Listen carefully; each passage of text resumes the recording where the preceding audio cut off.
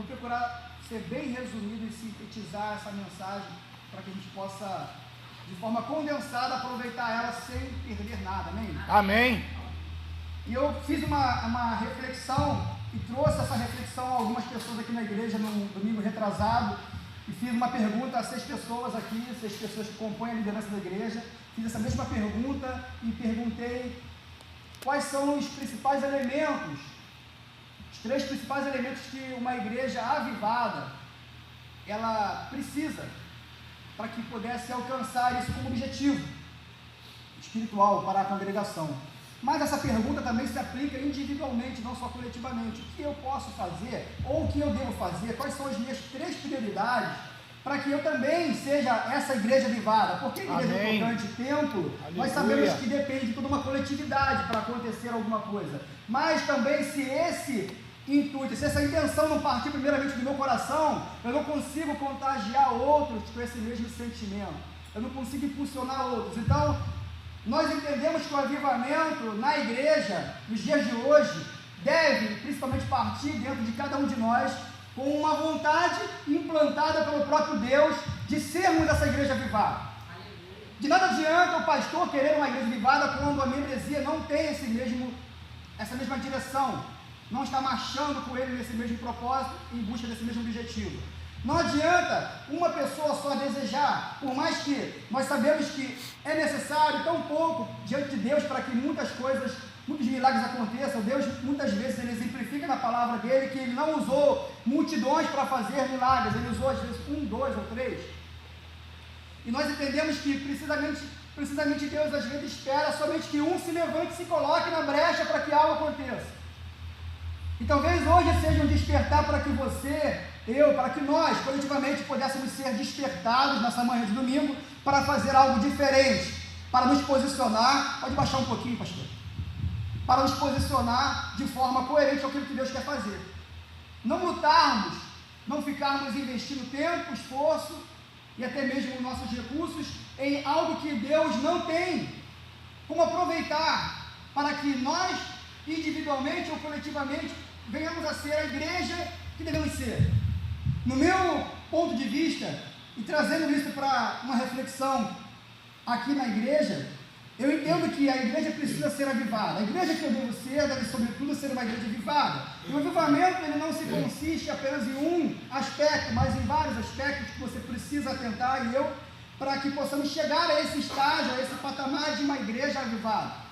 Uma igreja avivada não é simplesmente aquela igreja onde os irmãos se reúnem ali e tem um culto, uma grande celebração, com muita alegria, com muito entusiasmo, louvam, e ali batem palmas e exaltam a Deus, expressam o seu sentimento, a sua adoração de várias formas, e há uma manifestação do Espírito Santo e acabou o culto, cada um para a sua casa e acabou o avivamento.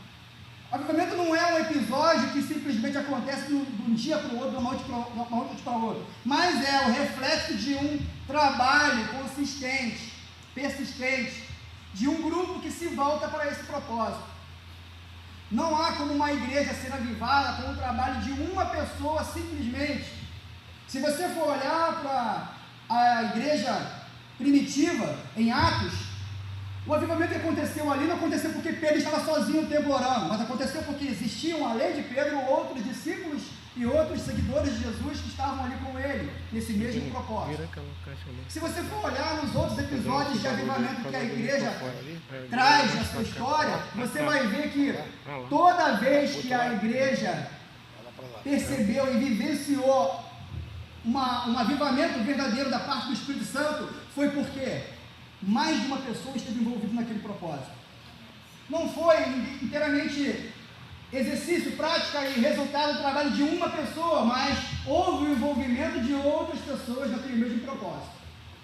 E eu trouxe essa reflexão para a igreja, perguntei para 6 pessoas de liderança que precisariam uma igreja como 3 principais elementos para que a igreja pudesse alcançar esse avivamento.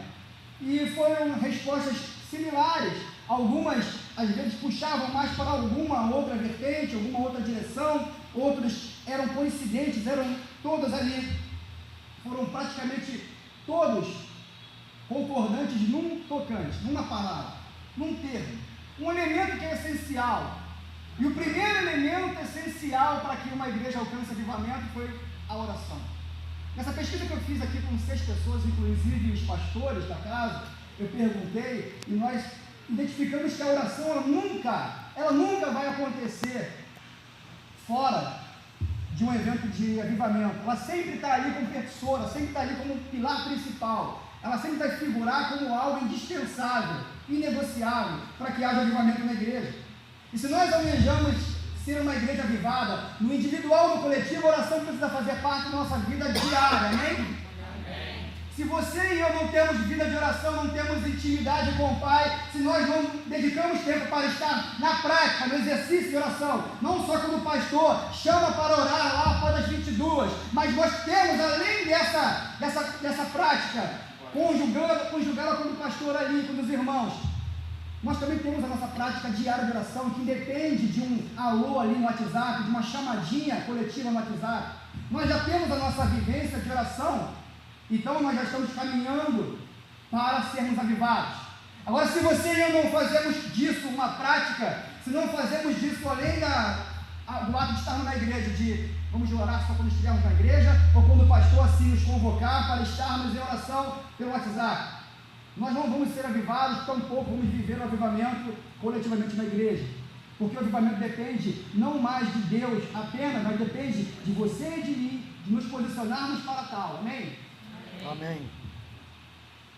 E o primeiro termo, o elemento mais importante que as pessoas listaram foi a oração. Outros disseram outras questões, colocaram e abordaram outros pontos de vista que eram pessoal. Cada um tinha um entendimento de que, além da oração, precisariam de outros 2 elementos. Uns falaram santificação, outros falaram a busca, outros falaram o quebrantamento, o arrependimento, outros falaram muitas coisas. Eu fui listando aquilo e depois eu fiz um ranking de vínculos. A oração, ela dispara. Cada uma das pessoas enumerou, elencou a oração como um dos primeiros, não um dos principais, mas o primeiro, essencial elemento para uma igreja avivada. Eu acho que em relação a isso ninguém vai discordar, né? Ainda mais quando nós temos fatos históricos que comprovam que o principal elemento em comum que houve entre os avivamentos históricos que a igreja, desde Atos até os dias de hoje, vivenciou pelo mundo afora, a oração estava no centro. Fazia parte do principal elemento que compunha aquela reunião de poucas pessoas, de pouca gente. Poderiam ter um numerário muito grande, uma estrutura de templo adequada, poderiam ser numa cidade renomada, poderia ser no fim do mundo, mas naquele lugar, quando as pessoas se reuniam, poderia faltar tudo, mas não faltava oração. Então a gente tem que ficar atento, olhando para a história da igreja, não só para a igreja contemporânea, o que está acontecendo, os movimentos que estão acontecendo nos dias de hoje, nas igrejas locais que a gente tem, até nas igrejas fora, mas também olhar para a história e fazer um traçado e buscar, ver quais são os elementos que se repetem, o que tem em comum, o que aconteceu lá em Atos 2, que não está acontecendo hoje, o que aconteceu lá em Atos 1, que foi determinante para o nascimento da igreja.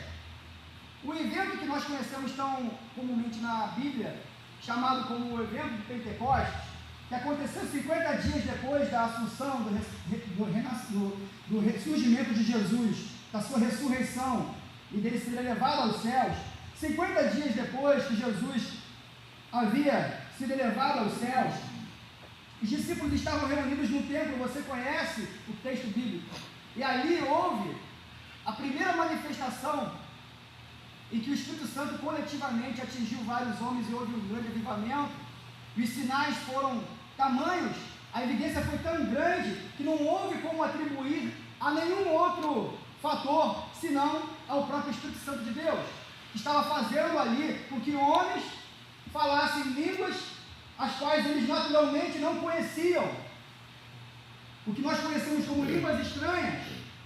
Eles falaram ali em dialetos que eles não conheciam, que não fazia parte da cultura deles. Isso só Deus faz. Amém. Esse foi um dos sinais, Aleluia. foi um dos prodígios que evidenciaram o nascimento da igreja primitiva ali em Atos. Isso ainda acontece na igreja nos dias de hoje? Sim. Mas é interessante você e eu atentarmos para o que o texto diz lá em Atos. Eu queria que você abrisse a Bíblia comigo. Aí na palavra de Deus, onde está o livro de Atos, acompanhasse comigo aqui o texto, está em Atos 1, texto bem conhecido, Atos 1, versículo 14, eu vou ler aqui na versão da Bíblia do Rei James, atualizada, a King James atualizada. Nosso tempo é curto, eu pretendo não exceder mais do que 15 minutos, mas eu queria compartilhar esse texto com os irmãos, para que pudéssemos entender o que o Senhor está falando com cada um de nós na hora desse dia. Diz assim o texto do Senhor: todos estes perseveravam unânimes em oração juntamente com as mulheres. Todos esses perseveravam unânimes em oração. Eu vou só me ater só a parte A desse versículo, porque aqui vai descrever quais mulheres. Vai falar sobre Maria, mãe de Jesus, e com os irmãos dele. Mas, independente de hoje sermos os discípulos dessa era, que serve Jesus de inteireza de coração, que procura fazer do Espírito Santo a sua maior arma espiritual, seu maior argumento não está nas suas características, não é aquilo que você dota de dom, seja ele natural ou seja ele de qualquer outra natureza. O que você pode fazer, você só faz e só é aprimorado quando o Espírito Santo o faz através de você.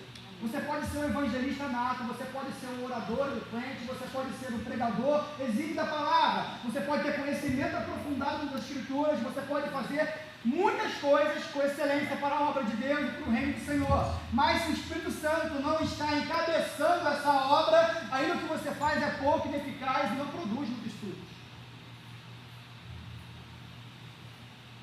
O fator determinante para que Atos acontecesse aquele grande reviravolta que originou o nascimento da igreja primitiva, não foi o fato de ser Pedro quem estava lá.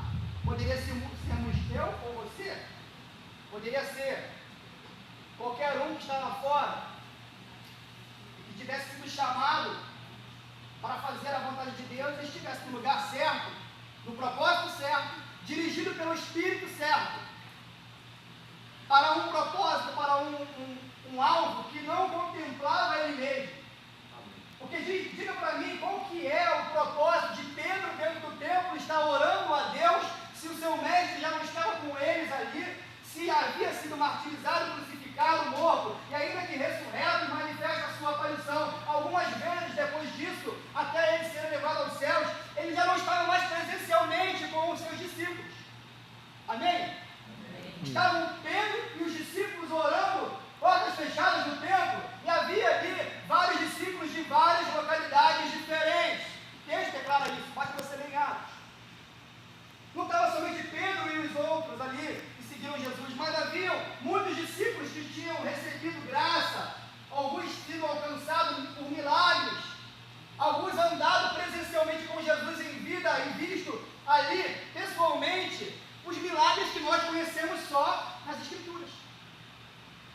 Aqueles homens, eles estavam ali não seguindo a Pedro, mas eles estavam ali querendo dar continuidade a algo que tinha acontecido e vindo de impacto na vida deles. O desejo genuíno que eles estavam ali não era simplesmente se trancafiar e adorar a Deus, ainda que houvesse uma perseguição nítida contra a igreja naquele tempo. E por isso o momento que eles se reuniam, eles não se reuniam abertamente em praças, como Jesus costumava fazer, abertamente, em lugares públicos. Agora, eles estavam contidos num lugar, estrategicamente para se proteger, para se prevenir de perseguições, mas o foco deles, a intensidade não havia diminuído, independente da presença de Cristo não estar ali corporalmente com eles. Amém?